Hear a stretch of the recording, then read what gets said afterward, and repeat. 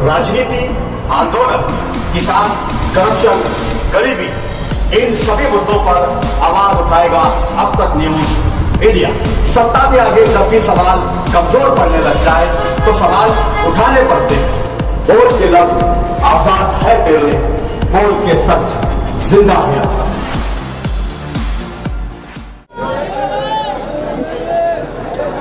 मंच पे तशरीफ फरमा हमारी पार्टी के तमाम जिम्मेदारान और इस जलसागाह के अंदर तशरीफ फरमा तमामी बुजुर्ग हजरात, नौजवान साथी और जहां तक मेरी आवाज जा रही है ऐसी मेरी मां और बहनें और तमामी मीडिया के तमामी साथी, भाई पटाखा मत फोड़ो, तमामी दोस्तों और साथियों, 20 तारीख को पार्लियामेंट के इलेक्शन की वोटिंग है। धुलिया लोकसभा हल्के की, और आज हम कांग्रेस पार्टी के उम्मीदवार शोभा बच्चाओ, जो हमारी उम्मीदवार है इंडिया अलायंस की, उसके लिए वोट मांगने के लिए आज ये जलसा ले रहे हैं। आप 20 तारीख को बरोसपीर को शोभा बच्चाओ को 2 नंबर बटन दबाकर पंजा निशान के ऊपर वोट देकर भारी अक्सरियत से कामयाब करें, मैं अपील करता हूं।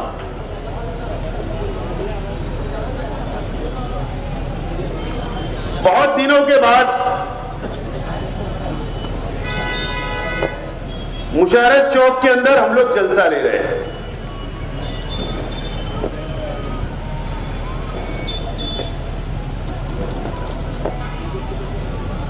और शहर के अंदर 5 या 6 कोई जलसा चल रहा है अलग अलग पार्टियों का।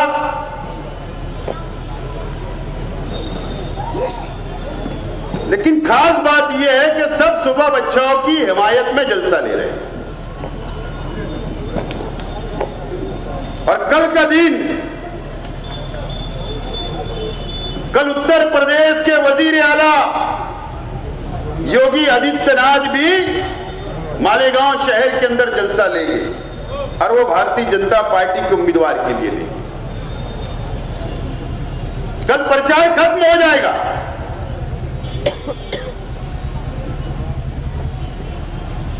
ये देश का इलेक्शन, ये मुल्क का इलेक्शन,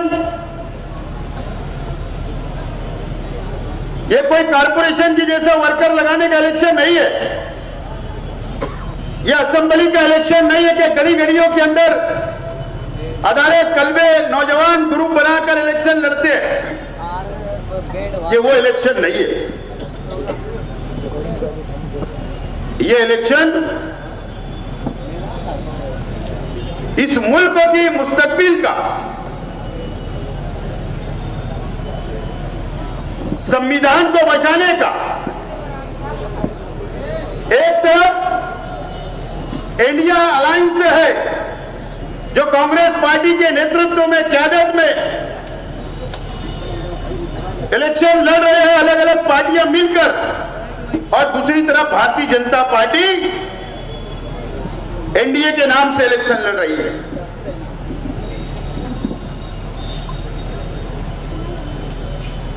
और वो हमारा संविधान, वो हमारा आईन, इस मुल्क का,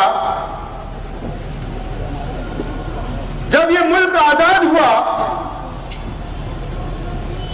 तो हमारे संविधान ने, हमारे आईन ने हर मजहब के लोगों को, चाहे वो कोई भी मजहब को मानने वाले हो, सबको मुकम्मल तौर पर आजादी दी। यहां तक कि 2014 तक चाहे अटल बिहारी वाजपेयी हो, भारतीय जनता पार्टी की सरकार रही, लेकिन ये 10 साल के अंदर जो संविधान को तब्दील करने का काम किया गया, माइनॉरिटी को साथ में जुल्म करने का काम किया गया, संविधान को खत्म करने का काम किया गया और मुसलमानों के ऊपर अत्याचार करने का काम ये 10 सालों के अंदर हुआ है। आमतौर पर आप लोगों को पता नहीं होता कि मुल्कों के अंदर क्या चल रहा है, कौन से मुद्दे के ऊपर, कौन सी बात के ऊपर इलेक्शन हो रहे हैं। आज भी हिंदू और मुसलमानों के बीच में इलेक्शन को लाकर खड़ा करने की कोशिश भारतीय जनता पार्टी की तरफ से की जा रही है। 1 महीना 1.5 महीना पहले हमको लगा नहीं था, जब पार्लियामेंट का इलेक्शन डिक्लेयर हुआ तो हमको नहीं लगा कि ये मुल्क की आवाम, हिंदू मुस्लिम सिख ईसाई, मैं सलाम करता हूं हमारे मुसलमानों को, इस मुल्क के, मैं सलाम करता हूं यहां इस देश के किसानों को सलाम करता हूं, दलित भाइयों को, आदिवासी हो, हिंदू हो, मुसलमान हो, मैं उनको सलाम करता हूं कि पूरे मुल्क के अंदर ऐसा वातावरण बन गया, ऐसा माहौल बन गया कि इंशाअल्लाह 4 तारीख की सूरज हमारे लिए नई किरण होगी, नई उम्मीद होगी और भारतीय जनता पार्टी का सवाल होगा। आज ये हालत के ऊपर ये शहर, ये देश का इलेक्शन चल रहा है।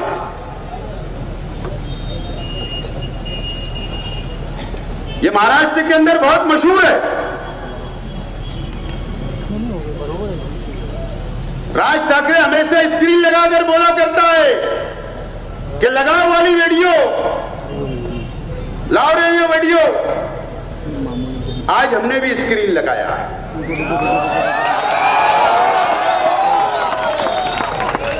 लेकिन आज कोई मालेगांव शहर स्क्रीन लगती है, दगड़ू ऑयल मिल के अंदर मैंने स्क्रीन लगाया तो हमारे शहर के कई मुकामी लीडरान के पसीने छूट गए। कई लोगों का बैलेंसिंग, दिमागी बैलेंस बिगड़ गया था, रात भर नींद नहीं आ रही थी कि मेरी वीडियो तो नहीं बता देंगे। लेकिन उस रोज मैंने नजरअंदाज किया और आज भी कर रहा हूं, क्योंकि मुझे पता है अंधेरे में कोई ना कोई खड़ा होगा कि हमारी तो नहीं बताता। लेकिन आज वो इलेक्शन नहीं है, मटेरियल तो बहुत है, पार्लियामेंट हो जाने दो, घोड़ा मैदान सामने है, मंच हमारे भी लगेंगे, मैदान में हम भी आएंगे और कौन रंगीन मिजाज का है और कौन से मिजाज का है ये शेख आसिफ तुमको बताएगा। लेकिन आज वो नहीं है। आज ये देश का इलेक्शन है, मुसलमानों के मुस्तकबिल का इलेक्शन है, इस देश के किसानों का मुस्तकबिल का इलेक्शन है।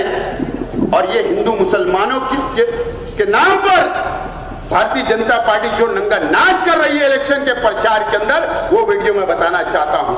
शर्म आती है कि हमको देश का ऐसा वजीर आजम मिला, नरेंद्र मोदी जैसा। शर्म आती है कि अमित शाह जैसा गृह मंत्री इस देश को मिला। शर्म आती है कि इस देश के ऐसे नेताओं से जो हिंदू और मुसलमानों को लड़ाने का काम करते हैं। मैं चाहता हूं कि पहली वीडियो स्टार्ट करें। तो मुझसे छीनने की बात कर रहे हो तो मैनिफेस्टो में गोल ले लेंगे, सबको वितरित कर देंगे। और पहले जब उनकी सरकार थी उन्होंने कहा था कि देश की संपत्ति पर पहला अधिकार मुसलमानों का है, अधिकार भैया मुसलमानों का है। इसका मतलब ये संपत्ति इकट्ठी करके किसको बांटेंगे? जिनके ज्यादा बच्चे हैं उनको बांटेंगे, घुसपैठियों को बांटेंगे। क्या आपकी मेहनत की कमाई का पैसा घुसपैठियों को दिया जाएगा? आपको मंजूर है? ये कांग्रेस का मैनिफेस्टो कह रहा है कि वो माता और बहनों का सोने का हिसाब करेंगे उसकी जड़ती करेंगे, जानकारी लेंगे और फिर उस संपत्ति को बांट देंगे। मंगल सूत्र भी बचने नहीं देंगे, यहां तक जाएंगे मैं कहने आया। दोस्तों और साथियों, ये हमारे देश के वजीर आजम हैं। मुझे यकीन है कि यहां ये मजमे के अंदर बैठे हुए 90% लोगों को, 90% लोगों को आपको पता नहीं होगा कि इस मुल्क के अंदर इस तरीके का प्रचार चल रहा है, इस तरीके की तकरीर चल रही है।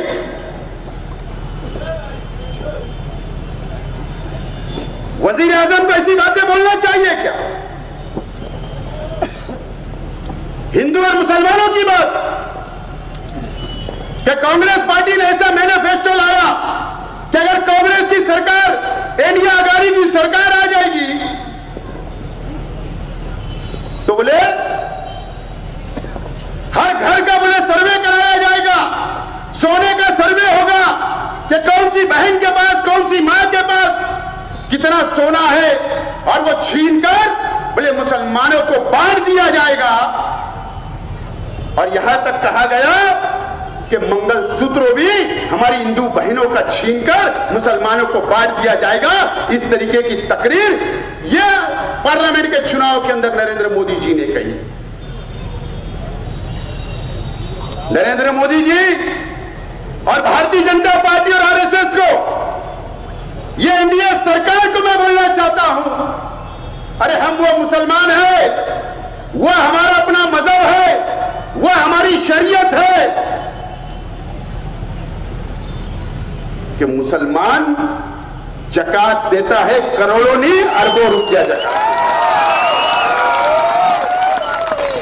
कई मां बहनों के घर बसाता है,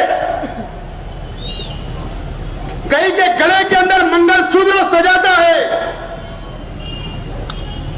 हम तो देने वाली कौम है, लेने वाली कौम नहीं है। तुमने ही कहा था कि मैं झोला लेकर आया हूं, तुम मांगने वाले हैं और हम देने वाले हैं।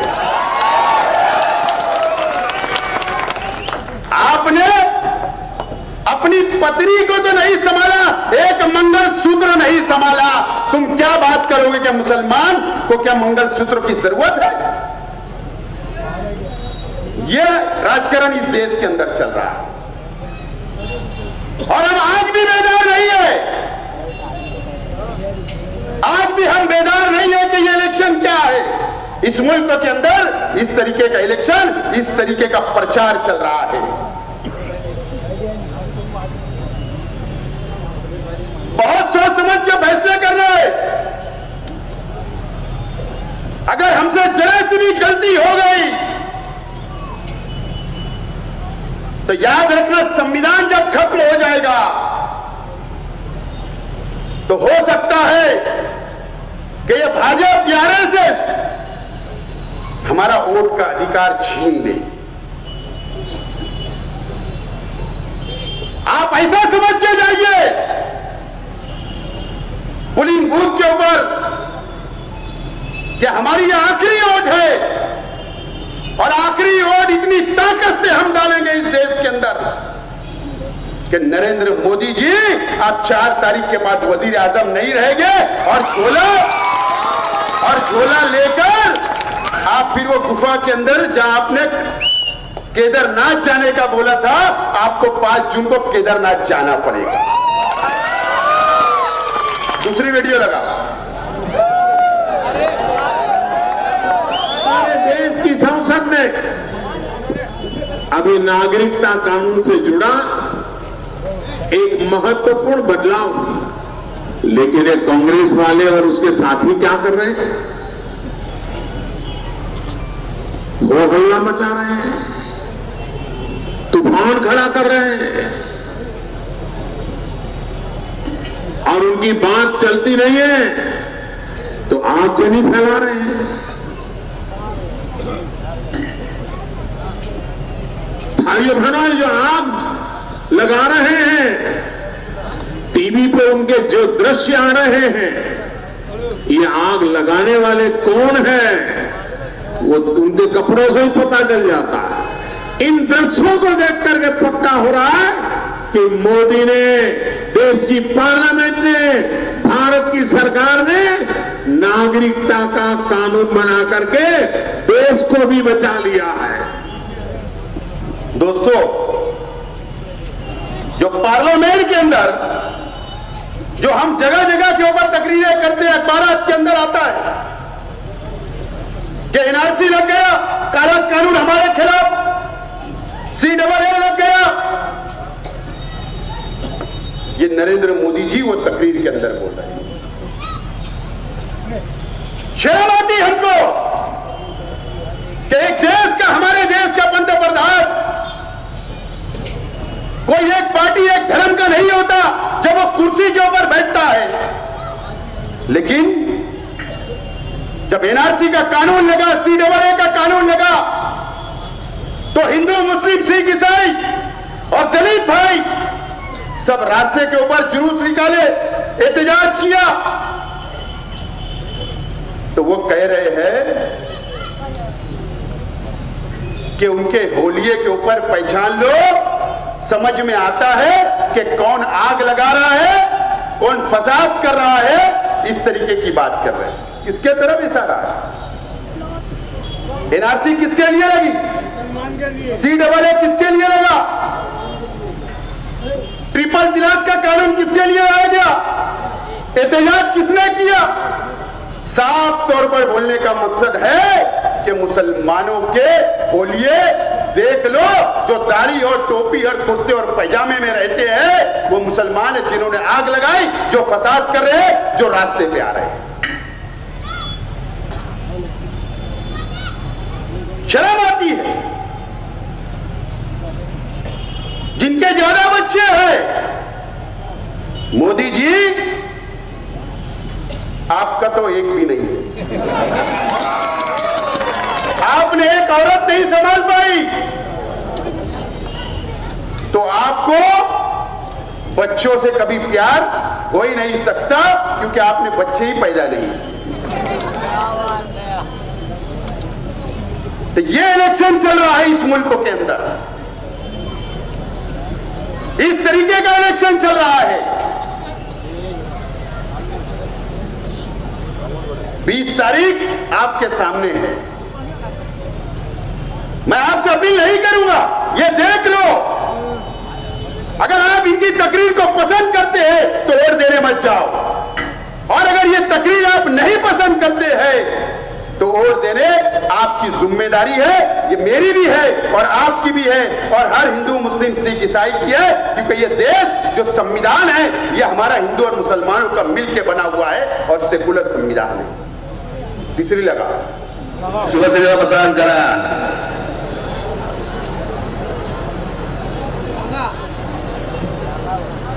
जरा मशिदीबंद हे मौलवी जर समजा यांना फतवे काढत असतील की यांना मतदान करा म्हणून, मला राज ठाकरे तुम्हाला आज फतवा काढतो, माझ्या तमाम हिंदू बांधवांनो, भगिनींनो आणि मातांनो,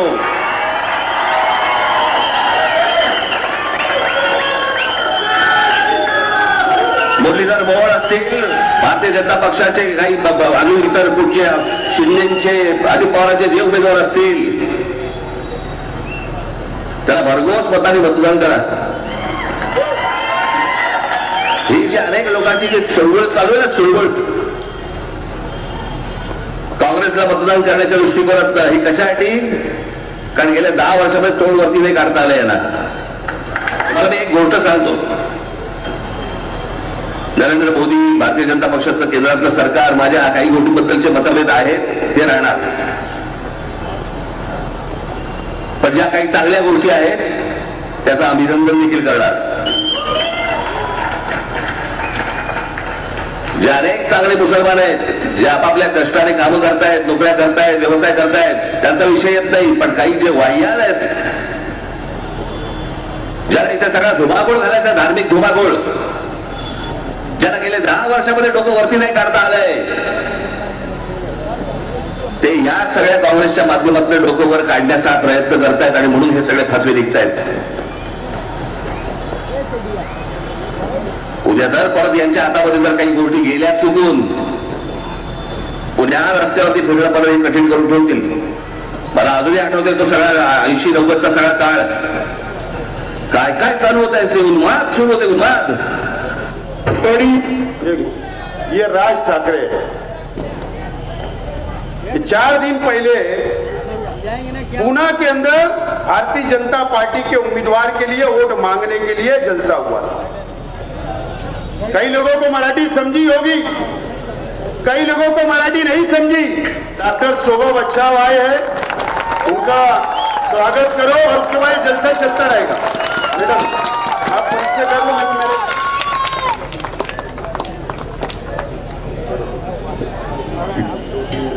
सन्माननीय आमदार, माजी आमदार आसिफभाई शेख, व्यासपीठावरील सर्व सन्माननीय मान्यवर आणि उपस्थित सर्व माझे जीवाभावाचे मतदार बंधू आणि भगिनींनो, मी आपल्याला या ठिकाणी विनंती करायला आलेली आहे. 20 तारखेला धुळे लोकसभा मतदारसंघाच्या निवडणुकीचं मतदान आहे. आपल्याला विनंती आहे, माझा अनुक्रमांक 2 आहे. आपण आपलं पवित्र मतदान, आपले आशीर्वाद, आपली दुआ, पंजा निशाणी समोरील बटन दाबून आपण मला प्रचंड मताधिक्याने निवडून आणा अशी मी विनंती करते. यापूर्वी मी आसिफभाईंनी एक जलसा ठेवला होता, त्या ठिकाणी मी सखोल असं भाषण केलेलं आहे. आपल्याला मी शब्द देते की या धुळे लोकसभा मतदारसंघ आणि मालेगाव वासियांचे जे जे काही प्रश्न आहेत ते मी प्रामाणिकपणे सोडवेन. आपले बुनकरबाईंचे प्रश्न आहेत, कामगारांचे प्रश्न आहेत, पाण्याचे प्रश्न आहेत, सर्व प्रश्न मी सोडवेन अशी मी आपल्याला या ठिकाणी विनंती करते. आणि पंजाला पुन्हा आपल्याला पुन्हा सांगते की पंजा निशाणी समोरील बटन दाबून आपण प्रचंड मताधिक्याने विजयी करावं. धन्यवाद. मैडम को और दूसरी तरफ जाना है. 20 तारीख को बरोज पीर सोमवार सुबह 6 बजे उठकर कांग्रेस के निशान पंजे पर 2 नंबर बटन सुबह चाय बचाओ, ये हमारे कांग्रेस की उम्मीदवार है. हम सबको मिलकर लाखों की तादाद में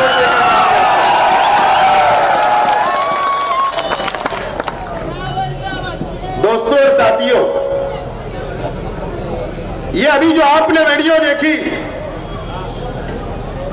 आपको कई लोगों को मराठी समझा और कई लोगों को मराठी नहीं समझी. ये पूना के अंदर बोला गया. क्या बोला गया?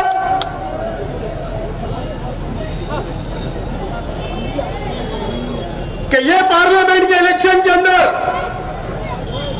कांग्रेस पार्टी को जिताने के लिए, राष्ट्रवादी कांग्रेस पार्टी को जिताने के लिए और शिवसेना उद्धव ठाकरे साहब की शिवसेना को जिताने के लिए बोले इस देश के, इस महाराष्ट्र के मस्जिदों से फतवे निकल रहे हैं, मौलवी और मुल्ला फतवे दे रहे हैं कि वोट कांग्रेस और शिवसेना और राष्ट्रवादी को देना. इस तरीके की तकरीर राज ठाकरे साहब को ये उन्होंने बोला. उन्होंने ये भी बोला तकरीर में कि 10 साल नरेंद्र मोदी की हुकूमत थी तो बोले मुसलमानों ने अपना सिर ऊंचा नहीं किया, दब के रहे, डर के रहे, झुक कर रहे. ये मतलब उनका अपना था. ये बिन पेंदे के लोटे हैं राज ठाकरे साहब.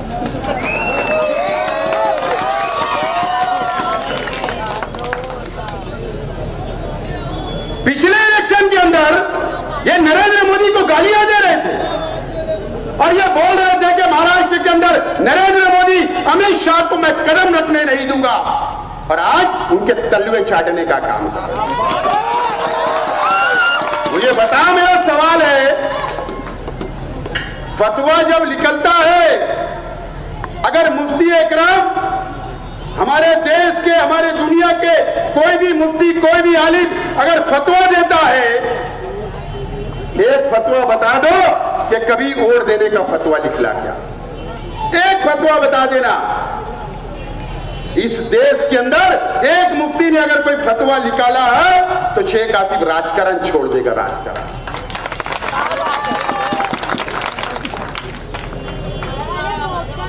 मुझे बताओ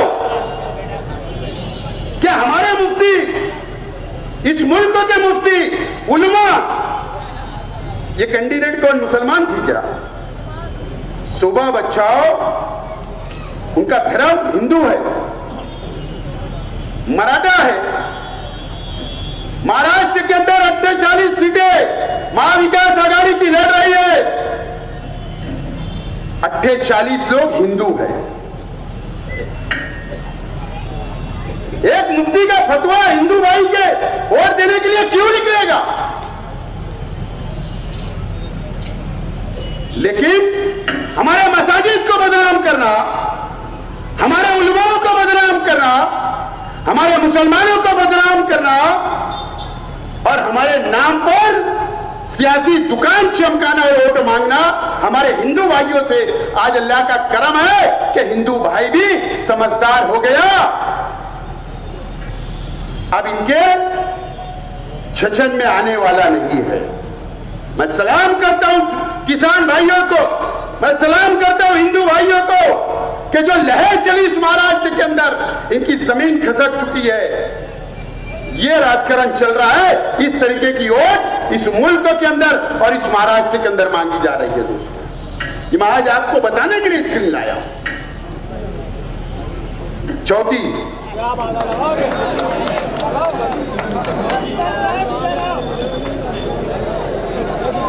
की मात्रा में गौ हत्या के मामले आते थे।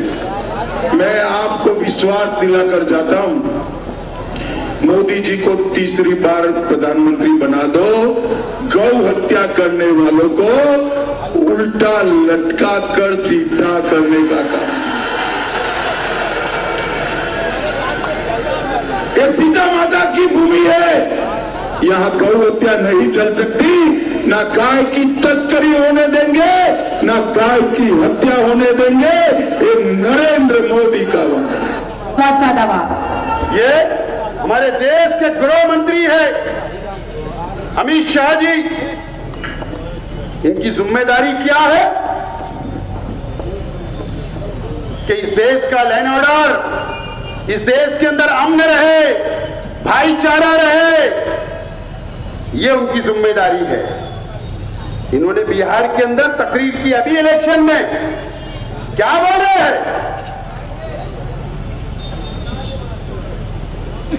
हम इस बात के, इस देश का मुसलमान कभी भी गाय का कत्ल नहीं करता, न कुर्बानी नहीं करता और न हम गाय का गोश्त खाते हैं।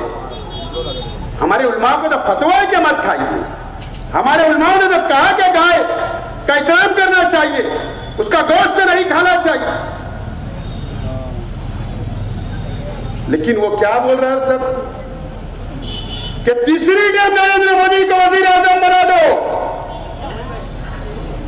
जो गौ हत्या करेगा उसको उल्टा लटका कर सीधा कर दिया जाएगा। ये देश के गृह मंत्री को ऐसी भाषा शोभा देती? उल्टा लटकाना मतलब क्या? ये गौ रक्षा वाले या फिरका परस्त तंजीमों को बढ़ावा देने का काम कर रहे हैं। इस देश के अंदर क्या फिर 1 लाख का कत्ल करना चाहते हो? 1 लाख अहमद का कत्ल हुआ इनकी हुकूमत के वक्त, क्या फिर किसी का कत्ल कराना चाहते हो? क्या फिर कोई मॉब लिंचिंग कराना चाहते हो? पहलू खान का कत्ल हुआ राजस्थान में, क्या फिर कोई तीसरा पहलू खान बताना चाहते हो? हमारे शहर में कई हुए, यहां पर कुरैश बिरादरी के बहुत लोग हो गए। जब ये लोग भी आवाज देते तो हम खड़े रहते। याद रखना, मैं आप लोगों से बोलना चाहता हूं कि अगर इनकी हुकूमत आ गई तो ये 10 साल के अंदर जितना हम पर जुल्म किया गया उससे कई ज्यादा जुल्म हमको सहना पड़ेगा। याद रखना मेरी बात। 5वीं लगाओ। अब हमारे शहर के नेता की है, बताइए। करावा. बोला छत्रपती शिवाजी महाराज की.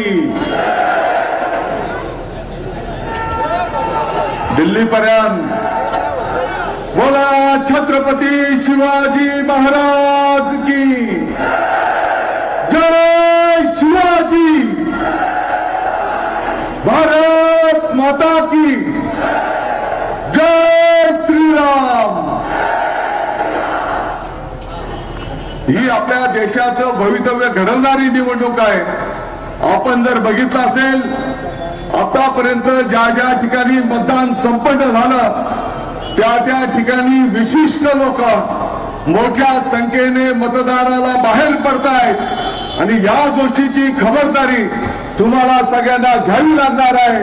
तुम्हाला सुद्धा मोठ्या संख्येने मतदानाला त्या ठिकाणी उतरावं आहे आणि मोदी साहेबांचे हात आपल्याला बळकट करायचे. ये कौन है, पहचानते हैं क्या? कौन है? हमारे बाह्य मतदार संघ के एमएलए. जाति दुश्मनी नहीं है ना दादा भूसे से, ना नरेंद्र मोदी जी से, ना अमित शाह जी से, ना किसी से. हमारी विचार की और सोच की लड़ाई है हमारी. उनकी सोच हमको पसंद नहीं है और हो सकता हमारी सोच उनको पसंद नहीं है. लेकिन उन्होंने ये 2 दिन पहले की वीडियो है.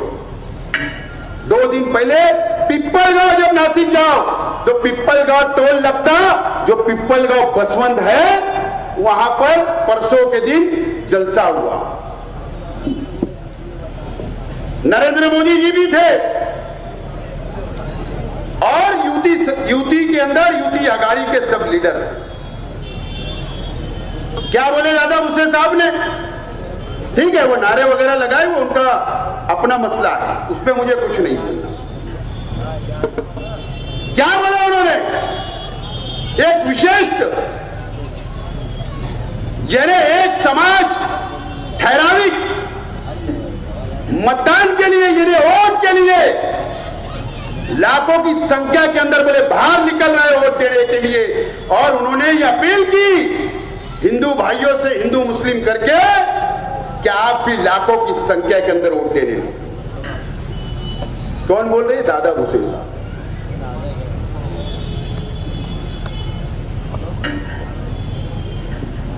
दादा भूसे साहब, आपका चेहरा अब ये शहर में देख चुका है.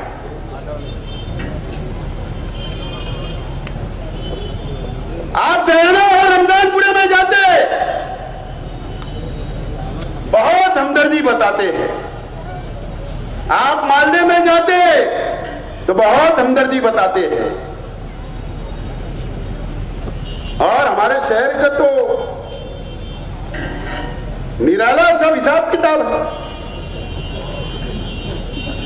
ये ऐसी तकरीरें चल रही हैं, ये प्रचार की हमारे जिले की, हमारे महाराष्ट्र में, हमारे देश में, जिससे हम इस देश से प्यार करते हैं, उसके अंदर ऐसा इलेक्शन चल रहा है, ये बताना था मुझको आज. अब फैसला आपको करना है. 20 तारीख को आपको निकलना है, निकलो. नहीं निकलना है मत निकलो. आपके बच्चों का अगर मुस्तकबिल चाहते तो निकलो और मुस्तकबिल नहीं चाहते हैं तो घरों पे बैठो. दादा भूसे साहब, माफी के साथ आज मैं किसी पे तनकीद नहीं करना चाहता. अगर मेरे से कुछ बोला जाएगा तो मैं माफी चाहता हूं. पार्लियामेंट के इलेक्शन से पहले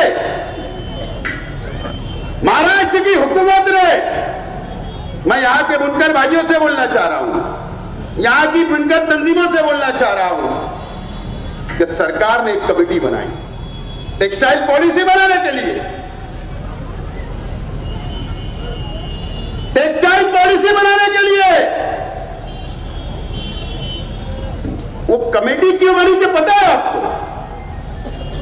मैं बोलना नहीं चाहता था इस मामले में, लेकिन बोल रहा हूं कि दादा भूसे साहब के लड़के को पार्लियामेंट का इलेक्शन लड़ना था और मुसलमानों की वोट की जरूरत थी और आपसे वोट मांगने आने वाले थे, इसके लिए बनी थी।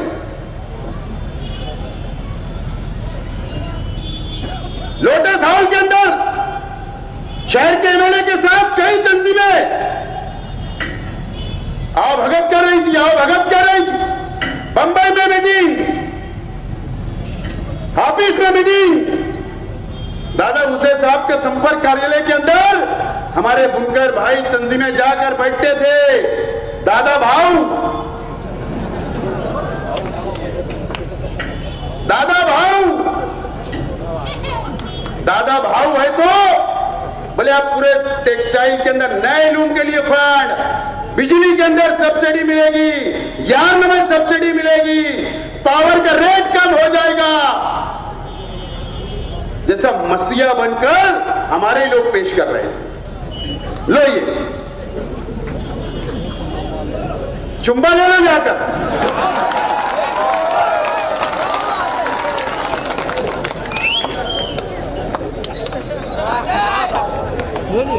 बुनकर भाइयों से मैं बोलना चाहता हूं, मैं पहले माफी मांग लेना भैया, और माफी मांगने में कोई छोटा छोटा होता नहीं, शेख रशीद साहब ने सिखा के।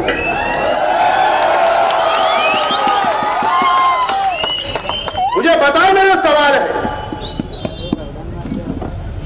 अमरीश भाई पटेल ने इलेक्शन लड़ा, पहला जर्नल हुआ, गिरे अमरीश भाई पटेल, हुआ ना वोट का डिवाइडेशन,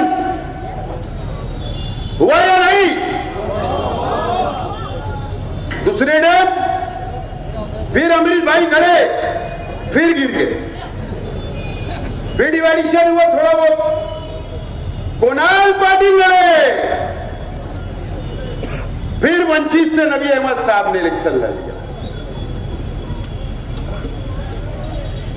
और मुझे याद होगा, चाहे मैं गलत ना हो, मेरी याददाश्त अच्छी हो, हालांकि थोड़ा उनका भी प्रचार होना चाहिए, यूसुफ इलियास साहब का, उन्होंने भी उनके ही साथ किया। जब जब शहर को यह मौका मिला, जब जब ये शहर ने गलती किया, सरकार किसी और की बनती और चुनकर किसी को और को देती। सरकार किसी और की बनती, चुनकर किसी और को देते। 9 में कांग्रेस की सरकार आई, मुफ्ती साहब को चुन के दे दिए। क्या फायदा हुआ मुझे बता दीजिए। मैं ठीक है, इलेक्शन हो गया गया, हर चीज लगी रहती है, ये मानने वाले बहुत बड़ा कलेजा है, कोई बात नहीं। 14 में मैं आया तो बहुत कोशिश किया, बहुत लड़ा, लेकिन बदकिस्मती थी कि सरकार हमारी नहीं थी। 19 में मैं लड़ा, फिर मुफ्ती साहब को दे दिए, कांग्रेस की सरकार है। ये शहर का टेक्सटाइल, ये शहर का पावर लूम, तुम जिसके भरोसे पे चाहते हो कि ये टेक्सटाइल आगे बढ़े, सहूलत मिले, तो अगर गलत फैसले लेते रहोगे तो कभी फायदा नहीं होगा। ये वो दादा भूसे साहब है, अपना मुफाद था तो आपके साथ, आपके पास आ रहे थे, बाजू में बैठा रहे थे, अखबार के अंदर हेडिंग, वहां से वीडियो, क्या चैनल वालों को बंबई साथ में, मंत्रालय में साथ में, गाड़ी से उतर रहे तो फोटो वीडियो, होटल में खा रहे तो वीडियो, अजीब काम। ये मुफाद था। अब बताओ उनका चेहरा बेनकाब हुआ कि नहीं? विशेष समाज मतलब क्या? यानी मुसलमान बाहर निकाला बोले ऑटो के लिए, तुम भी लिख लो। ये जुमला ये शहर के लिए, हिंदू मुस्लिम एकता के लिए घातक जुमला है, और एक पालक मंत्री को इस तरीके का जुमला का इस्तेमाल नहीं करना चाहिए था। जिम्मेदार व्यक्ति है। ये इलेक्शन चल रहा है इस देश का, इस महाराष्ट्र का और ये शहर का, ये इलेक्शन चल रहा है। मैंने पूरी 5 वीडियो के अंदर आपको दूध का दूध और पानी का पानी करके बता दिया।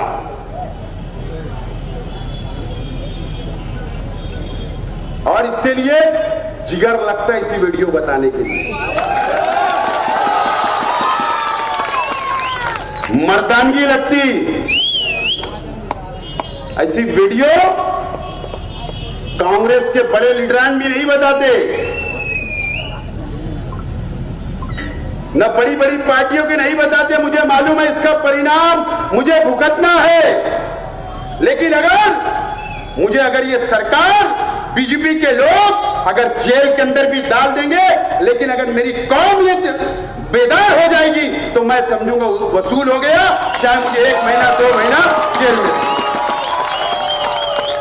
ये मेरी जिम्मेदारी है और अल्लाह गवाह है कि मैं आज जो आपको बता रहा हूं, पूरे देश के अंदर कोई मुसलमान, एक वर्कर ने, एक जिम्मेदार ने इस देश के मुसलमानों को नहीं बताया होगा कि ऐसा प्रचार चल रहा है। मैं जिम्मेदारी से बोल रहा हूं।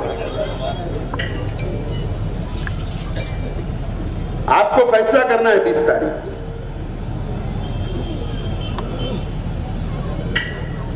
शहर के एमएलए साहब का मैं बहुत एहतराम करता हूं। 2 दिन पहले जलसा हुआ,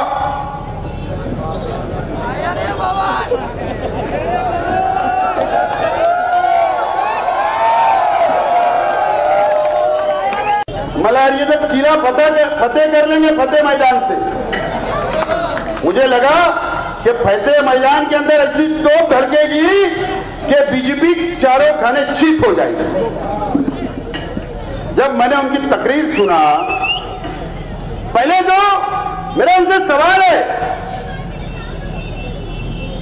अब क्या सोच रहे थे? 3 तारीख तक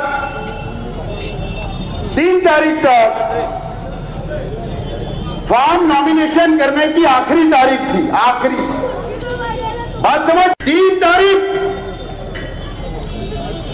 आखिरी तारीख थी, 3 बजे तक फॉर्म नॉमिनेशन करने की पार्लियामेंट की। ठीक है, आपकी पार्टी का उम्मीदवार नहीं था, आप 3 तारीख से 15 दिन आपने क्यों हिमायत नहीं की सेकुलर उम्मीदवार की? ये मेरा सवाल है आपसे, क्यों हिमायत नहीं की? क्यों शहर के आवाम को कंफ्यूज रखा आपने? मैं समझ रहा था कि भाजपा के खिलाफ इतनी चंपी करेंगे वो, क्योंकि वो भी एक बहुत अजीम दारुल उलूम देवबंद के रुकन है। वहां पर भी बजट होता है, वहां पर भी पॉलिसी बनती है, वहां भी मुस्तकबिल का, मुसलमानों का सोचा जाता है। और दिल्ली से करीब है, देश के हमारे बड़े बड़े उलमा उस बोर्ड के अंदर है। मुझे लगा कि मुफ्ती साहब तो बीजेपी की धज्जियां उड़ा देंगे, लेकिन उन्होंने तो उल्टा ही कर दिया, कांग्रेस की धज्जियां उड़ा दी।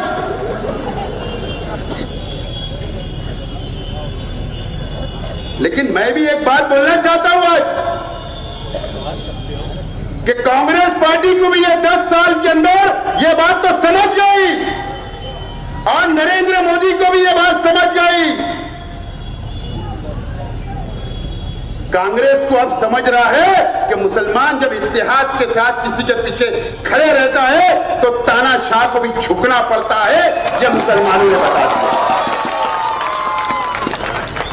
और कांग्रेस को भी यह समझ में आ गया 10 साल के अंदर कि जितनी बेवफाई हमारे साथ की गई,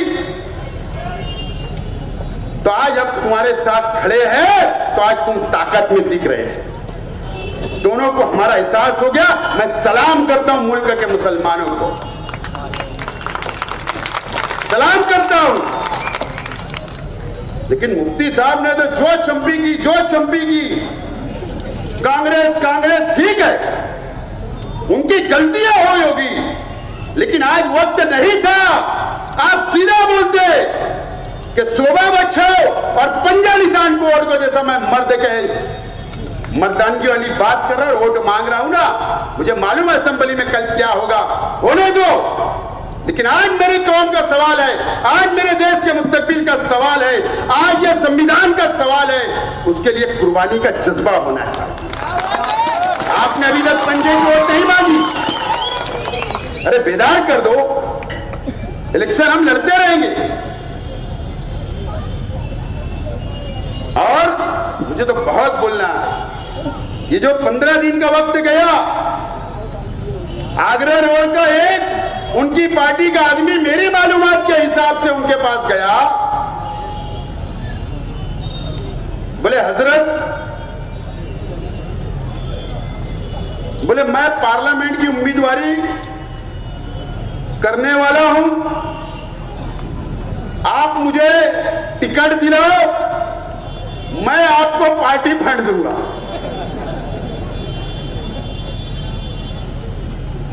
बात में 99% सच्चाई है। जो मेरे पास मालूमात आई, हजरत भी परेशान हो गए। मैं 10 दिन स्कूल एक टिकट या 2 टिकट कारपोरेटर का दूं, ये पार्लियामेंट की बात कैसे कर रहा है? हजरत बोले ठीक है, मशवरा करेंगे, ऊपर बात करेंगे।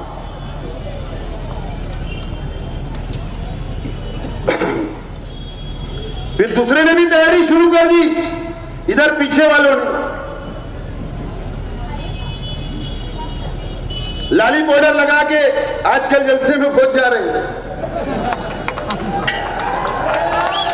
जलसे से 1 घंटा पहले मेकअप होता,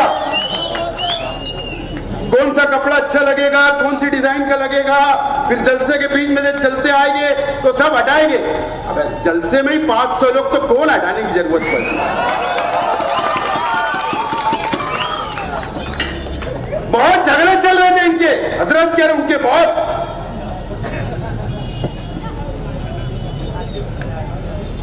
मेरी मालूमात के हिसाब से इन्होंने भी कहा कि मैं भी लड़ना चाहता पार्लियामेंट, क्योंकि मैंने ऐलान कर दिया था मैं नहीं लड़ रहा हूं। उसके बाद कई घटना करो, मैं बोले मैं भी पार्टी फंड दूंगा आपको। हजरत भी देख रहे, इधर भी आ रहा है, इधर भी आ रहा, चला माजरा क्या है? चले दोनों मेरे वर्कर है, मेरे बिगड़े चून के नहीं आ सकते कारपोरेशन में, ये पार्लियामेंट की बात कैसे कर रहे और उल्टा माल भी देने की बात कर रहे? अब मुफ्ती साहब है, उनको तो बसारत होती, उतना तो समझ गए होंगे, ये तो एक ही दुआ के एक ही सूरे के ये।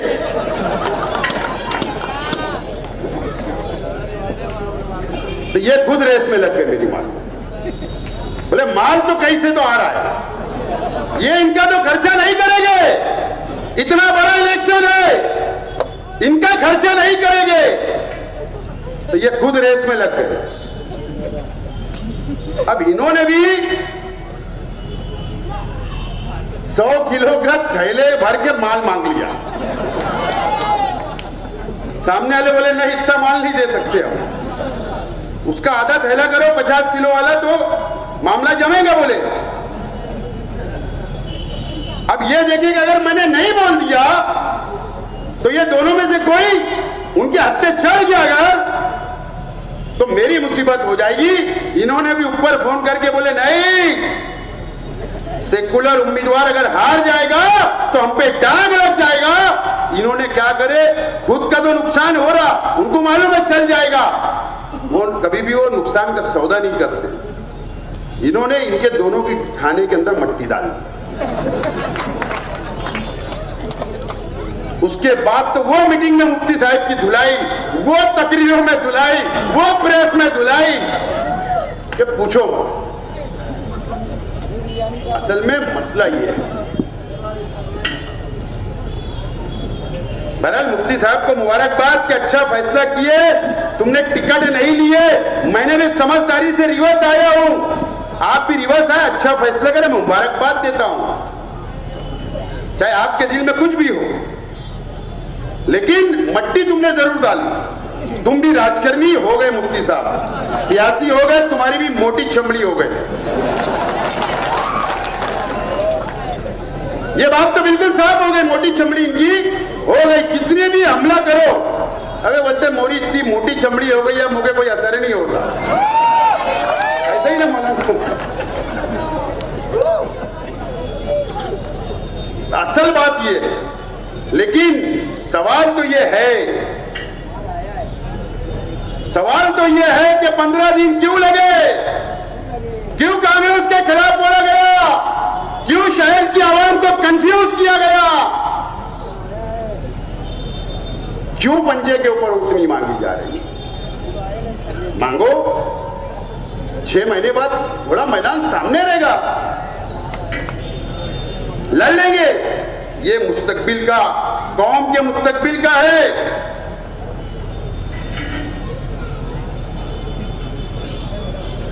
मुझे उम्मीद है कि मुफ्ती साहब आज के जलसे में वोट मांगे होंगे। आज के जलसे में वोट उन्होंने मांगा होगा, मुझे उम्मीद है। लेकिन मुफ्ती साहब और जो लोग इंडिया अलायंस में है, माफी के साथ उनसे भी बोलना चाहता हूं, भवन के बाजू वाली ऑफिस वालों का कुछ तो नजर आ रहा है, लेकिन शहर के अंदर कहीं भी स्टॉल, बूथ, वर्कर काम करते नजर नहीं आ रहे। सिवाय हमारी पार्टी के 50 बूथ लगे हमारे शहर में, लोगों को वोटर स्लिप आवाम को दिया जा रहा है।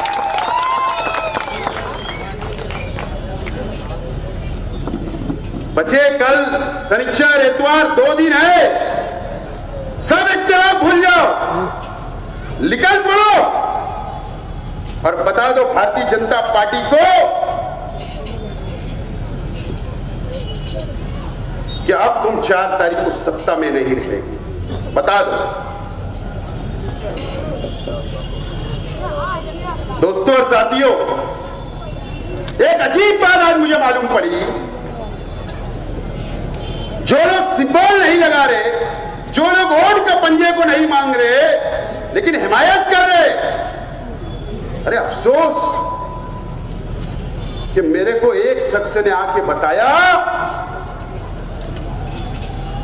उसमें मुफ्ती साहब नहीं है। साहब सबका है, वो किस पे इल्जाम लगाना है? छोटे छोटे लोग 2-2, 3-3 वार्ड वाले, 55 वार्ड वाले, आगरा रोड के भी लोग नहीं है। अरे ऐसे लोग आज भी भारतीय जनता पार्टी को बोल रहे, आज भी। जिम्मेदार आदमी ने मुझे बताया,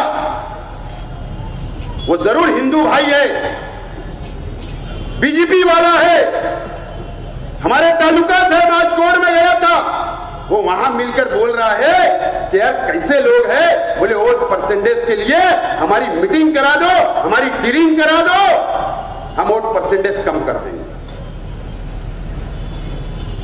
इलेक्शन के बाद 50-50 करोड़ का विकास निधि फंड दिला देना, अजीब बात।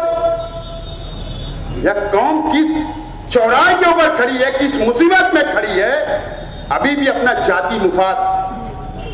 असल में तरबियत जैसी होती है ना, जैसा सिखाया जाता है ना, वैसे ही बच्चा सीखता है, वैसे ही किया जा रहा है। ये कौम को बेचने का सौदा आज तक किया जा रहा है।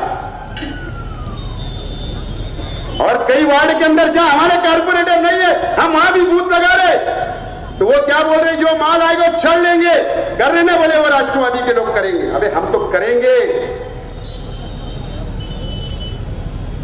ये शहर के अंदर चल रहा है,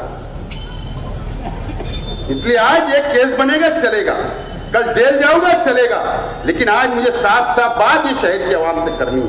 हमारे परिवार के ऊपर जातियात पे बोला जा रहा है,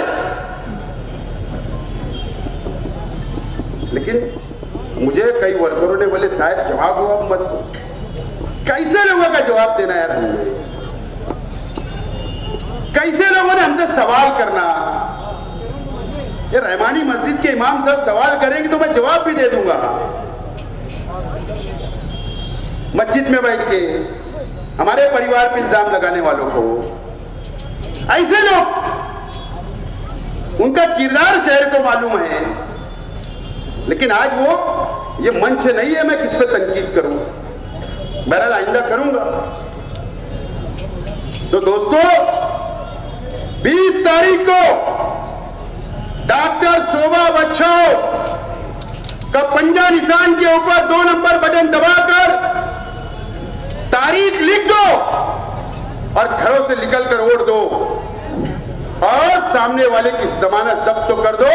मैं आज आपसे उम्मीद के साथ बोलता हूं कि हिंदू, दलित, सिख, ईसाई, किसान वो जो भाईचारा मैंने कल सटाने में जाकर देखा, मैंने पूछा वहां भी पोजीशन अच्छी है। धुलिया के हिंदू भाई, सिंहखेड़ा के हो, मालेगांव तालुके को, सब तरफ से वोट मिल रही है।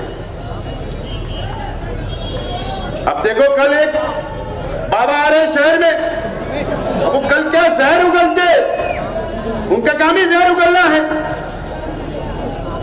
बहरहाल कल के कोई कुछ बोला जाएगा शहर के लिए, लोगों के ऊपर, हमारी कौम के ऊपर, तो उसका जवाब देंगे। बहरहाल आप लोग 20 तारीख को निकलोगे ना, किसी की परवाह नहीं करते हुए, रिक्शा का इंतजार नहीं करते हुए, आपको निकलना है और वोट देना है। और इंशाअल्लाह 4 तारीख का सूरज हमारे मुस्तकबिल के लिए होगा। बहुत बहुत शुक्रिया।